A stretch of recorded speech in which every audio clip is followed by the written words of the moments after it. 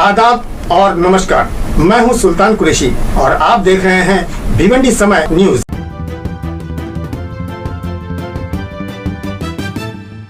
देखिए, मानवाधिकार दिवस पे आज इतना बढ़िया प्रोग्राम यहाँ पे रखा गया और सबसे अच्छी चीज़ ये थी कि जो सही में देश के लिए और समाज के लिए कुछ अलग कर रहे हैं उन लोगों को सम्मानित किया गया।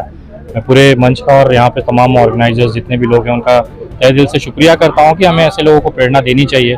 उनको इस तरह के अवार्ड फंक्शंस या एक प्रोत्साहन से हिम्मत मिलती है ताकि वो अपने जीवन में और देश के लिए कुछ अच्छा कर सकें। तो मैं दिल से शुक्रिया करता हूँ कि मैं इस मुहिम का हिस्सा बन पाया और मेरा सौभाग्य है कि उन तमाम ऐसे चमत्कारिक लोगों से मिला जिन्होंने अपने अपने फील्ड में अलग अलग तरीके से देश को आगे बढ़ाने और समाज को बेहतर करने का काम किया है।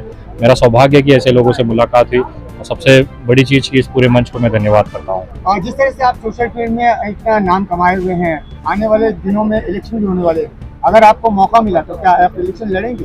देखिए, मैं कोई पॉलिटिकल बंदा नहीं हूँ। मेरा काम समाज में जो गलत हो रहा है उसके खिलाफ लड़ना है। मैं चुनाव लड़ा भी तो 150 वोट से ज़्यादा मुझे मिलने वाला नहीं है, तो मैं क्यों अपनी बेइज्जती कर रहा हूँ। रही बात जो गलत होगा उसको डंके की चोट पे गलत कहेंगे और जो सही है उसका खुल के समर्थन करेंगे। विनय जी, आप भिवंडी शहर में कई सालों से आ रहे हैं, तो आपको भिवंडी शहर में सबसे ज़्यादा इम्पोर्टेंस क्या लगा जो सुधार होना चाहिए?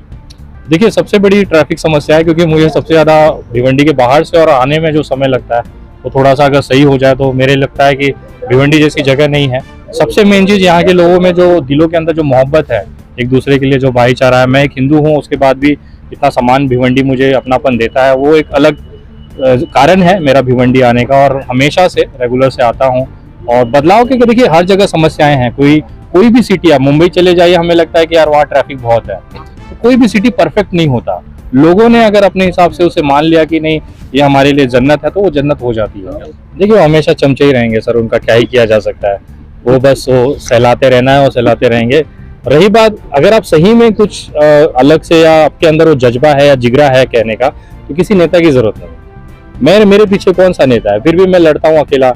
मैं वो ऐसा बैकग्राउंड भी नहीं है कि बहुत करोड़पति बाप की औलाद हूँ। मेरे पिताजी ऑटो ड्राइवर रहे, उसके बाद भी अगर मैं एक सामान्य तौर पर जमानत के पैसे नहीं होते हुए भी अगर मैं जेल जाके बाहर आया हूँ, तो आप लोग तो अच्छे हिम्मतदार लोग हैं, तो बोलना चाहिए। एक आखिरी सवाल विनय जी कि आपको बहुत सारे युवा फॉलो करते हैं आपकी बेबाकीता की वजह से, तो भिवंडी शहर के ऐसे जो नुक्कड़ पे बैठ के घंटों बैठ के चाय पीने वाले युवाओं को क्या मैसेज? देखिए, जिसको चाय की चुस्की का शौक लग गया ना, वो युवा में रहता है ना वो नेता बन पाता है। वो सिर्फ ये जुगाड़ देखता है कि अभी इधर चाय खत्म हुई तो और कौन सी टपरी पे कहाँ मिलेगी। तो ऐसे लोगों का कोई भविष्य नहीं है। वो 10 साल बाद में मैं भिवंडी आऊंगा और आपसे पूछूंगा तो आप बोलेंगे आज भी लोग बैठते हैं और वो नुक्कड़ पे वही प्रधानमंत्री, वही राष्ट्रपति, वही विधायक, वही एमएलए, वही एमपी है। तो ऐसे लोगों के लिए आपको क्या बोलना है? देखिए, वो किसी का नहीं सुनेंगे सर, मैं कितना भी समझा लूं। हम लोग रोज जाके गालियां देते हैं कि यार बीजेपी को वोट मत दो, ये ऐसा है वैसा। सुनते हैं क्या? 3 रात जिता देते हैं, हम लोग कितना चिल्लाएंगे। देखिए, मेरा काम है कि मैं एक चीज कहूंगा कि आगे गड्ढा है मत गिरिए, फिर भी आपको गिर के चोट लेना है तो आपकी मर्जी है। देखिए सर, मेरा कहना बुरा लगेगा बहुत सारे लोगों को, लेकिन अभी भी भाजपा को रोकने की औकात विपक्ष में नहीं है, ऐसा मुझे फील होता है। क्योंकि आपसी जो मतभेद हैं, क्योंकि अगर आप मध्य प्रदेश का चुनाव देखिए तो मैंने देखा है कि कांग्रेस को एक तरफा बैकअप देना चाहिए था सारे विपक्षियों को, लेकिन उसके बावजूद भी वहां पे दूसरी पार्टियों ने उम्मीदवार दिए, वोट काटे। अगर एक 40-50 वोट भी अगर सेव हो जाते, सीटें सेव हो जाती, तो शायद चीजें बदल जाती। जब आपस में लड़ रहे हैं तो मैं क्या ही उम्मीद करूं कि वहां पे रोक पाएंगे। मुझे तो ये डर है कहीं 350 का आंकड़ा ना पार कर ले बीजेपी इस बार, क्योंकि विपक्षी आपस में इतना अभी सीट का बंटवारा होगा देखिएगा। यूपी में अखिलेश जी कह रहे हैं कि भैया हम यहाँ सबसे बड़ी पार्टी, हमें सबसे ज्यादा सीट चाहिए। तो अभी बहुत फसले आएंगे 2-3 महीने में और विपक्ष बहुत टूटा हुआ है। Thank you. तो मुझे बहुत खुशी हुई और खास तौर से ज्यादा खुशी इस बात की हुई कि 2 ऐसे शख्स आज इस स्टेज पे रहे, एक जो सच बताने का काम करते हैं और एक दूसरे विनय भाई जो सच बोलने का काम करते हैं। बेबाकी से दोनों लोग बोलते हैं और दोनों लोग कहीं कहीं से संघियों की नजर में खटकते हैं, लेकिन ना तो पुण्यानी साहब डरते हैं, दुबले पतले शख्स बड़ी बेबाकी से गादी वाली तरीके से बताते हैं। और यहाँ भी उन्होंने बोला, और विनय भाई के बारे में कुछ बोलने की जरूरत नहीं है, ये जो लाइट चमक रही है, सूरज चमक रहा है, उसको दिया दिखाने वाली बात होगी।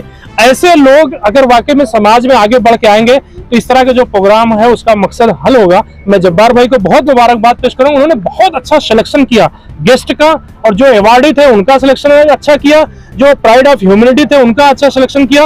और ये बड़े खामोश रहते हैं, लेकिन बहुत बड़े बड़े काम कर जाते हैं। मैं इनको बहुत मुबारकबाद पेश करता हूँ, इनकी पूरी टीम को मुबारकबाद पेश करता हूँ और इस्माइल भाई का बहुत शुक्रिया अदा करता हूँ कि विनय भाई जैसे चमकते सितारे को इस प्रोग्राम में लाके हमारे प्रोग्राम को 4 चांद लगाया। बहुत बहुत धन्यवाद।